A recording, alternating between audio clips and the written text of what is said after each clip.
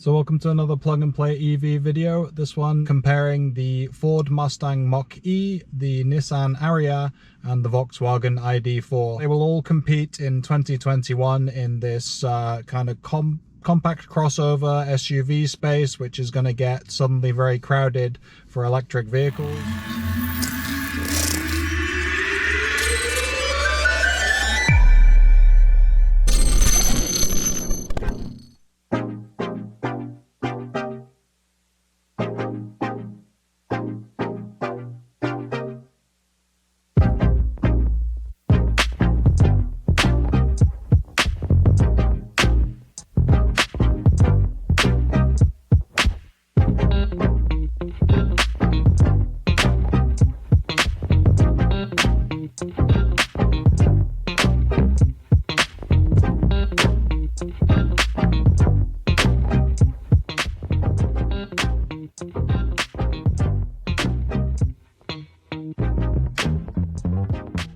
So a little context, we're recording this in November of 2020, so this is pretty much a year on from when the Ford Mustang Mach-E was unveiled. They showed, the world what their Tesla Model Y competitor was going to look like. So we will have the first deliveries, if everything goes well, by the end of this year. And we've had some chance to sit in the car, give it a walk around. You can see that video. Lots of interest in that from the numbers that we got on the views and the people commenting. Very polarizing car. Obviously some people just don't want to accept it as a Mustang, so there's that element. But there's also people who don't like the massive touchscreen, which follows Tesla's early examples with the X having that portrait. Massive 15-inch touchscreen. Moving on to the Volkswagen ID.4, which was didn't have that much detail about it until September when it was unveiled, and since then the timeline has progressed pretty rapidly. Here's a Q3 unveil, Q1 2021 release. So those are, those first editions are going to be out very soon, and we'll be getting the side-by-side comparisons with the Mustang Mach-E in real-world testing, I would guess. And then the Nissan Ariya was a little bit more stealth. We didn't really expect necessarily a whole lot from Nissan. We're in July. We got a chance to finally confirm some important things for Nissan. Primarily, they're moving to thermal management of the battery pack, so we won't have quite as much overheating and some of the problems that have plagued the Leaf. And also moving to CCS, so kind of putting that last bit of CHAdeMO. They basically will be retiring that standard for North America, and the Ariya will be the first North American release for Nissan that has the CCS. So that's the background for all of those vehicles. We don't know so much about the Ariya at the moment, but that will be towards the end of 2021. But anyone considering a larger electric vehicle, something that fits more comfortably into the SUV kind of crossover, smaller SUV space, is going to be probably looking at these three cars, assuming they haven't just gone straight to spend some extra money on a Tesla. Cars coming out in very similar kind of time frame, similar price points, similar sizes. All three cars I think you could cross shop.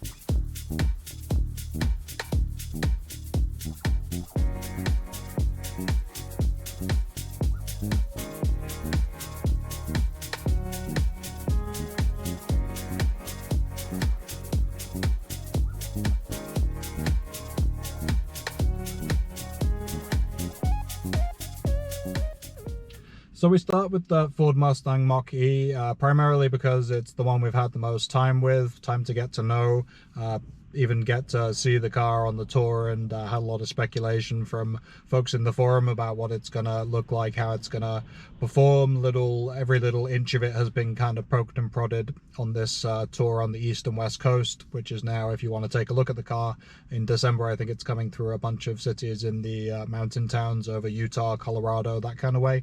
So take a look if it's still December and you want to get inside a Mustang Mach-E. 4 trim levels, well, really 2 of which we'll focus on today. There's a GT model coming, which is going to be much more focused on performance, and the California Route 1. So we'll look today at the Select which is the base trim of the Ford Mustang Mach-E, and the Premium, which is the larger trim. The standard or an extended range battery, which for the Select model you're going to be looking at, it's a 68 kilowatt hour pack, which is going to do between 210 to 230 miles. So for the Select trim, that's going to retail starting at $42,895.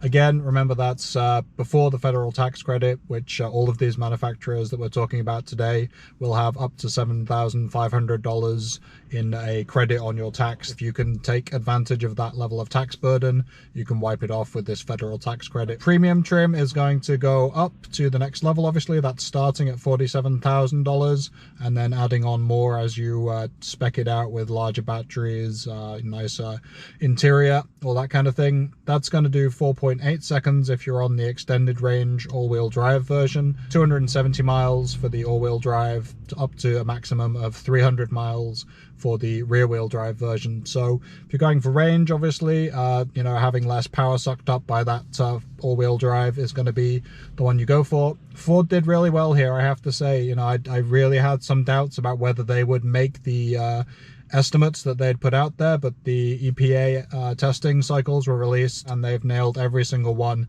They nodded up to 211 miles for the very base trim, but ahead for the rest of them. So 300 miles is the marketing line they will use. You know, bear in mind, again, real world, at 70, 75 miles an hour, you're going to be seeing much less than 300 miles.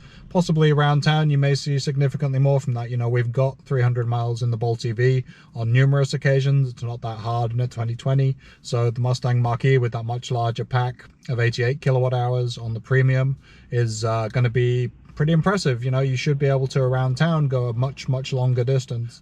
Also worth noting, with range in mind, that Ford and all of these models most likely are committing to over-the-air updates. Ford is committed to it. They mentioned over-the-air updates right from the beginning. Volkswagen's talking the same language, and I think the same is true of the Nissan Ariya, which could end up meaning that as Tesla does, we could change some of the range as well. You know, if they find after they get 6 to 12 months worth of driving data out of existing Mustang Mach-E drivers, then we start to see them fine-tune the algorithms, get the battery management software a little more attuned to real-world conditions, and it's not out of the question that we'll see them improving the car. There is a flip side of that with Tesla taking a little bit too much control over people's cars sometimes, but you know, the reality is that if it improves your car, a lot of people are going to be, you know, interested in doing that.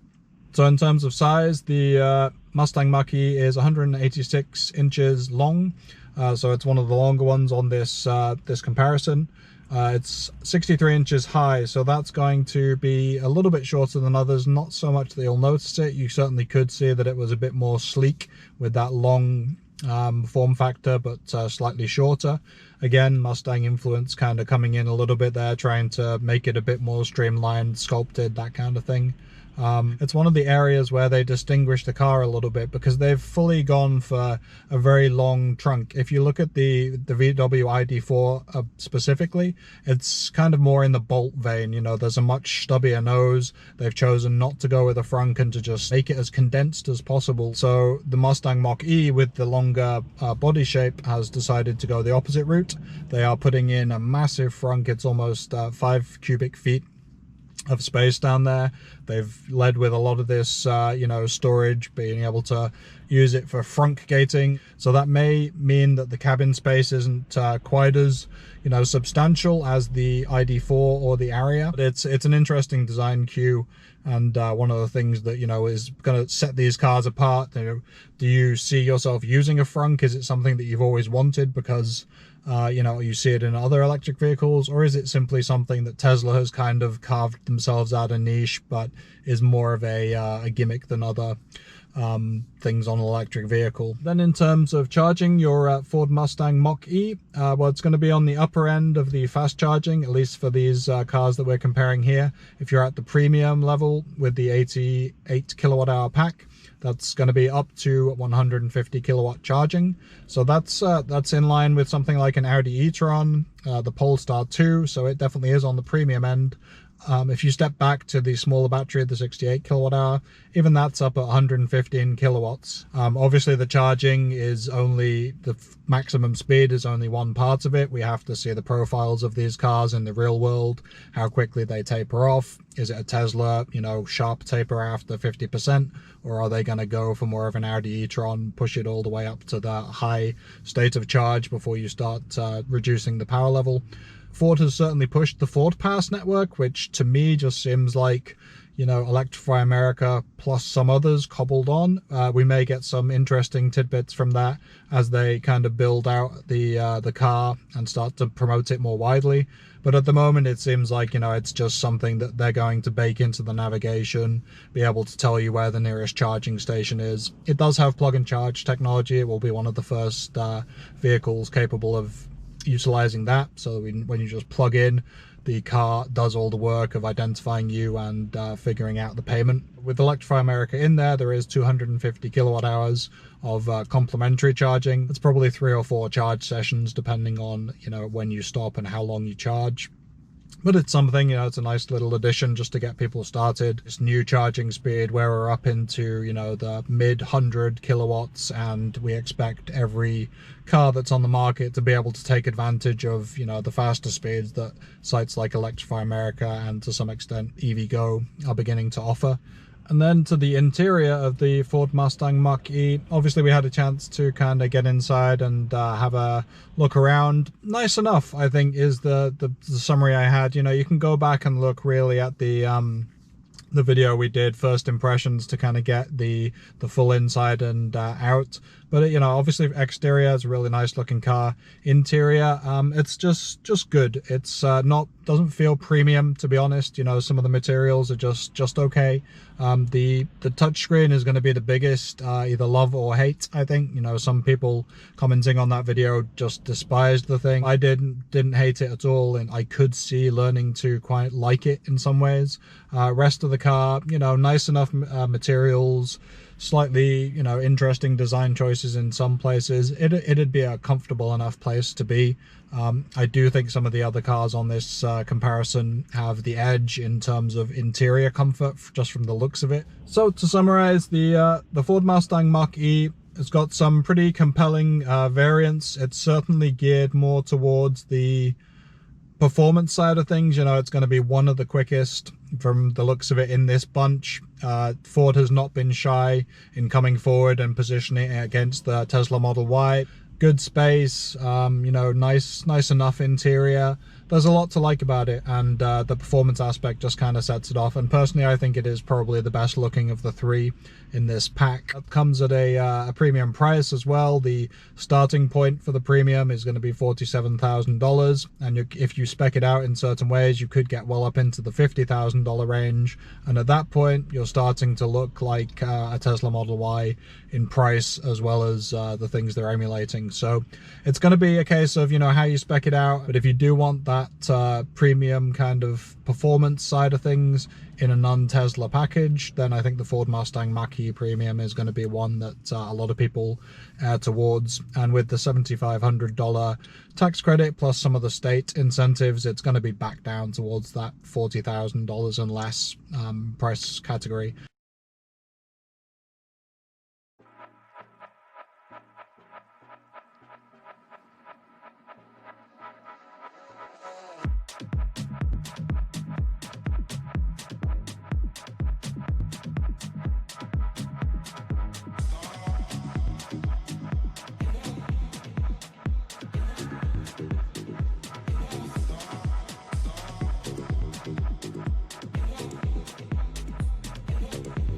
So next up is the Nissan Ariya. It will actually be the last one to be released, but it was the second one to be unveiled, with the Ford Mustang Mach-E coming in November 2019, Nissan Ariya being unveiled this past summer, July 2020. So it's going to take a little longer to get to market if this is one you're eyeing. It's available in 3 trim levels, the S, the SL, and the SV. Don't mean much at the moment, and we'll have to see how those pan out in terms of the different options for the car, but it's starting at a base price target of $40,000. It's front-wheel drive, but it also has the all-wheel drive, which they're calling the E-Force model. So silly branding there with the E-4ORCE, but that's what you're looking at if you're trying to find all-wheel drive on this thing. It's going to start with a base pack of 65 kilowatt hours, which will be 63 kilowatt hours usable, all the way up to 90 kilowatt hours and the 87 kilowatt hours usable. So again, larger pack, that's going to put it in the 270 to 300 miles range, the same as the Ford Mustang Mach-E. Lower level will be 200 to 210 miles, it says. We'll see with that. I expect they'll get a little more out of it. Thermal management is a big one with this one. We'll kind of take it for granted in the other two. Both the ID.4 and the Mustang Mach-E will have it. So yeah, CCS, obviously, we know this. There's not much more to be said other than Nissan has seen the limitations of CHAdeMO in the US with Electrify America, typically using, you know, primarily CCS for 90% of the site and then just having one lower powered 50 kilowatt CHAdeMO plug. They kind of had to make that move, I think, and a lot of the other brands have done it. You know, Kia, Hyundai both went the way of CCS for the latest EVs in North America, and they had previously used CHAdeMO. So it's just the evolution and the gradual move to CCS that comes with it. For the charging speed, we're going to be up to 130 kilowatts. So again, right in the middle of that range that we have for the Mustang Mach-E of 115 on the low end, 150 kilowatts on the high end. It's right in there, you know. Again, at that point, as long as you're in the game, it's enough. It will be comparable to these other models that we're looking at. In terms of looks, obviously it's subjective, but I think it looks pretty nice. It's kind of chunky. In terms of length, 195 inches makes it the longest in these comparison here. 67 inches, that's tallest. So, you know, it's going to be a big unit on the road, as we say. There's some discrepancies with the cargo space, I'm sure, because some of the numbers that were initially released had it as smaller than the Bolt EV, which is just ridiculous. I'm looking at the footage of the interior, which will overlay. It looks comparable to an ID.4, maybe a little bit bigger than the Mustang Mach-E. They're also going to come with, you know, 60 to 65 cubic feet of storage with the seats down. So I think, you know, in any case, whatever one of these you choose, it's going to be a larger vehicle if you're used to one of these smaller EVs and the hatchbacks that we have already. It also won't have a frunk. It sounds like Nissan has done some pretty, you know, impressive engineering, impacted a lot of that up front, because it is still a long vehicle by comparison to something like the ID.4 or the Bolt EV. So we will have to see how they've, you know, arranged all that up front. But essentially that does mean, again, we're back to the discussion of, do you want a frunk? Do you think you need it? Or is it just one of those things that's kind of an EV gimmick? If you can live with storage space in other areas, then certainly the ID.4 and Nissan Ariya aren't going to disappoint, I don't think. Nissan has in the past partnered with EVgo. That would be a natural fit. But, you know, it's not out of the question that the Nissan Ariya could also get some kind of promotion if they tie up Electrify America to a certain amount of time or kilowatt hours, but nothing that we know about at the moment. Moving to the interior of the Nissan Ariya, again, you know, only a few early looks around the car so far and very early prototype. But I have to say, what I know of being in the Mustang Mach-E, of seeing people, you know, poking around the ID.4, I think the Nissan Ariya seems to have the nicest interior. Very sleek, lounge-like feel. They spent a lot of time, you know, building that up. The way the clusters work out, I really like, more than the large slab of a tablet in the middle, more than the kind of tacked on feel that some of the other cars, including I think the ID.4, have. The Nissan Ariya looks really smooth. You know, you have a really nice kind of high resolution display up ahead of you, then it kind of curves around into an elongated central console, which is, you know, targeted towards the driver. Again, it's down to personal preference here, how you like your instruments set up, but I think the Ariya looks like the most naturally finished, and the interior just overall, it seems very spacious. You know, I really like the fact that they've kind of followed this floating dash feel that the Bolt EV has. You're not crammed in. In fact, the section that's down below the driver's legs between the passenger, front passenger and the driver footwell is pretty, it looks more open if anything. There's a question mark there about could be taking one of the advantages of EV design and getting into disadvantage territory, because you really don't want stuff rolling around the footwell of the driver area, especially. We also have a second glove box just below the center console, so you have two storage areas there.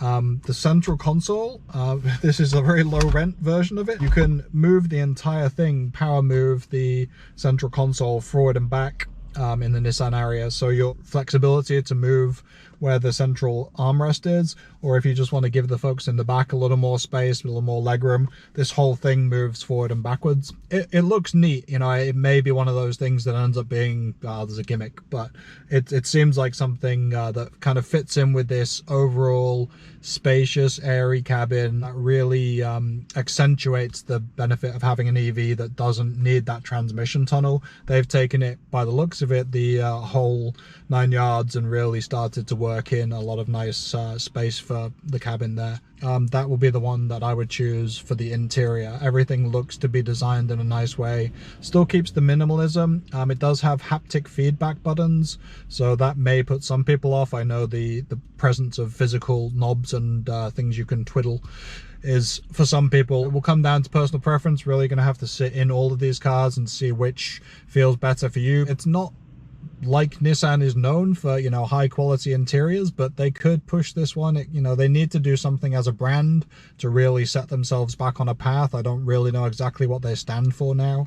They had some kind of lead with the Nissan Leaf. They sold tons of those. You know, we've got 500,000 globally now. We were always worried that they would continue with CHAdeMO, not pursue thermal management. They've struck that stuff off as a concern right from the word go, so fair play to them for that. Can they make it in the lower end of 40,000 and keep the costs down so that it's an affordable electric crossover, or are they going to make it more into a premium feel?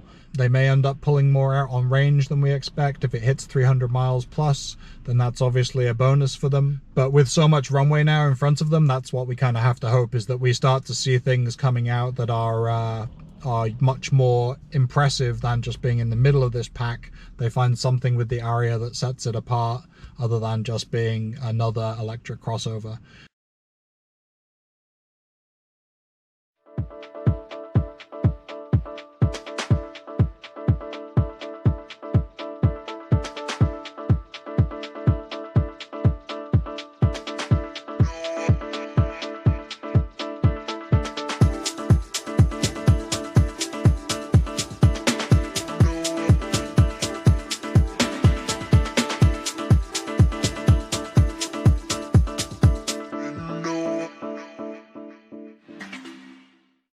Last but not least, we move on to the Volkswagen ID.4, which has been on press releases and prototyping for a long time before this year, but was only unveiled in September of 2020. After launching it, they were taking reservations for the first edition, which is now sold out, and was so within the first 24 hours, if I recall. So we will see this car on roads very soon. Externally, I think it has some nice styling cues. We obviously know about the ID.3 being a reimagined Golf. There's talk about the Beetle in the design cues of the ID.4. It looks decent, I think. I certainly wouldn't be blown away by it. But that's also something that, speaks to how Volkswagen is trying to approach this vehicle. Ford has put the performance aspect with the Mustang badge on the Mach-E. The Nissan Ariya, again, as we said, we don't know exactly what it's going to stand for, but they certainly seem to be going for a little bit of a, elegant electric SUV overall. But ID.4 is very clearly no holds barred, going up against mainstream crossovers that already exist. The Honda CR-V, the Toyota RAV4. They are specifically, explicitly saying these are the cars that we're looking to challenge with the Volkswagen ID.4. Volkswagen is not saying we're going up against the Mach-E, the Tesla Model Y. They're not trying to make this an EV competition. They want that piece of the mass market by getting people over into electric vehicles. And the pricing reflects that. It starts at $39,995 for the Pro S, and that's going to be 250 miles of range with a 82 kilowatt hour pack, 77 kilowatt hours of which is usable. Now, it doesn't make any headlines of 300 miles plus, but it also doesn't embarrass them and put them close to, low 200s and worrying about range in winter, that kind of things. On the ID.4, it will be 125 kilowatt DC fast charging. So again, middle of the pack. This will be a theme that comes up a lot with this car. It's bang in there, but the pricing is the competitive part about it. You know, once you get the various state level and federal tax credit, that's going to be right down close to a $30,000 car, and you're right in the new car buyer territory. You know, that's going to be a very affordable vehicle. Even more so because the 3 years of fast charging that we've talked about before with Electrify America comes into play. Now there's, you know, I know some of the viewers just don't see that as a major benefit. They've never fast charged their car. They wouldn't, you know, see anything beyond home charging as important. But, you know, if people are going to use this as their main go-to vehicle, which we do with the Bolt EV and would be very handy for us in the ID.4, that is going to save a lot of money. You know, over time the pricing on Electrify America has kind of, you know, wobbled a little bit, but at 31 cents per kilowatt hour, you know, it's getting into a decent chunk of change once you charge up on a road trip. So there's something to be said for that. I think I do believe it will be an important differentiator between some of these models we're talking about today. And, you know, it's the most affordable, most price conscious purchase, if you like, of the three of these cars. And also to remember on the ID.4, eventually it will be produced in Chattanooga, Tennessee. Nissan will also produce the Ariya in Tennessee from the sounds of it. And Ford is producing the Mustang Mach-E down in Mexico. So if that factors into your decision about where it's produced, initially the ID.4 will be, you know, foreign manufactured, but in the next iterations of ones to come, which will probably be some with a slightly smaller battery pack, if that factors into your decision, you know, wait a bit longer into 2022 and you will have a slightly cheaper option that's made in America. Looks and size wise, again, you know, you're going to get a lot of decent storage. This European design car, so it has very flexible rear seats back there with the ski hatch, and 60-40 split up to about 65 cubic feet as far as I can tell of rear space. If you look, there's a really good video of Bjorn Neelands and he's fit all kinds in there. There's a specially designed dog cage, really big, you know, spacious rear there, as all of these cars are most likely to have. But you know, Volkswagen has done a good job with different areas of storage. Inside, it seems functional to me, I guess I would say. The seats do seem to be very nicely bolstered on the side. You know, I say this sitting in a Bolt seat and being perfectly happy with it, so maybe I'm not the best one to judge seat comfort, because I know people have problems with the Bolt in that criteria. Armrest on the ID.4 just looks kind of basic. It reminded me of the Renault Zoe that we had in the UK with just, you know, two separate armrests. I'm not sure how much space there'll be, but that seemed a little budget, low rent to me. The center console was kind of interesting. They had a customizable setup, so you could move different pieces and put cup holders in different arrays and change the storage up there a little bit, which I thought was interesting, showed a little bit of thought. There's been some pushback on the ID.3 for using cheaper materials and maybe feeling a little bit bargain basement in places. The ID.4 initial impressions from people who've been in the car seem to be that it's a nicer feel, but it does, I really have to kind of call out the way they've designed the infotainment cluster. I mean, you can get up to a 12-inch screen. The 10-inch is the basic, but it just looks very plasticky, like it's been bolted on without much thought. The driver's cluster moves up and down with the steering wheel column as you adjust it, so I guess that helps to keep the everything in place. But it just, everything about that, the way they've set that up, to me looks not anything special. The software, again, we'll see. I don't think they have a great track record from what we've seen so far. Again, this is just initial impressions, so don't take this as something to base your buying decision on. But the way that the interior looks, you know, from what I've seen so far, just doesn't seem that great to me. The leader of that would be the Nissan Ariya. As I said, it just seems to have much more of an elegant design. You know, the Bolt EV, we have the kind of floating dash. Obviously, a lot of the materials are cheap, but I think the way it's designed is nice. You know, it has everything where I would want it for the most part. The Nissan Ariya seems to be about as close to that as as we can get so far from the initial looks. The Mach-E has a lot of things to like about it inside, but the materials aren't, you know, especially premium. The Volkswagen is going to be a nice, solid German-built car. It's just whether they've had to, you know, cut corners in those areas where the infotainment is concerned and some of the setup of the car. One thing the ID.4 did have in the cabin, which with the big panoramic roofs that all of these cars have could be a distinguishing factor, was the closable power cover to do, you know, half a cover on the panoramic roof, so it's more like a sunroof, or close the entire thing up if it's a really hot day. I know some of the Tesla crowd have gone with aftermarket solutions to fix that glass roof in summer. So again, something to bear in mind as you think about your climate. Towing is something some people may look at as the most, you know, as an important part of the vehicle.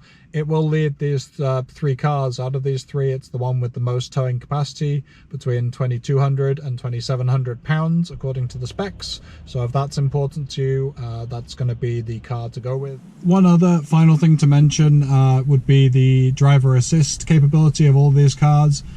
They're kind of out of the purview of this comparison, obviously, because we haven't been able to get in and drive any of these cars properly yet, but all of them will have the kind of driver assist technology that keeps you in your lane, allows you to have adaptive cruise control, you know, in an advanced form, so that you can often take your hands off the steering wheel. In the Ford, that's going to be called active driver assist. Nissan, it's going to be in the next version of their ProPilot system, which a lot of people have enjoyed in the Leaf. And the ID range will have IQ Drive. So all of these are branded versions of a very similar thing, you know, lane keep assist, speed management based on what's in front of you. Some of them may advance to the point of being able to overtake. But know that all of these cars will have it, in addition to the fast charging speeds, the plug and charge capability. We believe they'll have wireless Android Auto, a lot of these things that will be, you know, on people's lists, but all of which these three cars will check the box for. So that's those three vehicles. We have the ID.4 at the more budget conscious mass market end of the electric crossovers, the Ford Mustang Mach-E, trying to go for a performance crowd and give you a bunch of different options in there to spec out your car the way you like it. And then sitting somewhere in the middle in a field yet to be defined is the Nissan Ariya, which does look like it'll have a really nice interior, got to give it that, and has more runway on the to release to make you know, some announcements based on maybe faster charging, range, that kind of thing.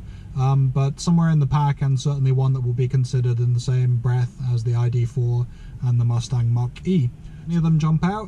Which is your field of purchase? Are you more in the budget, you know, price-minded end of the equation, or do you want something that really makes the most of this EV platform and has the fastest acceleration, the most you know, EV features, if you like, with a frunk and using the space in that way? Or does the interior matter to you? Do you prefer the Ariya's standard of using the floating dash to accentuate space for the driver and passenger, getting a big open cabin?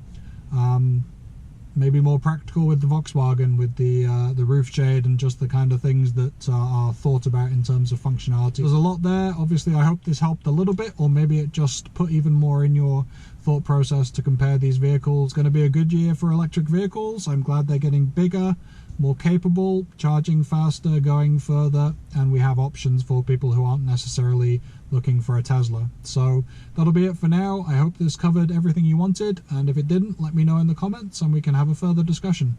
Thanks for watching. See you in the next one.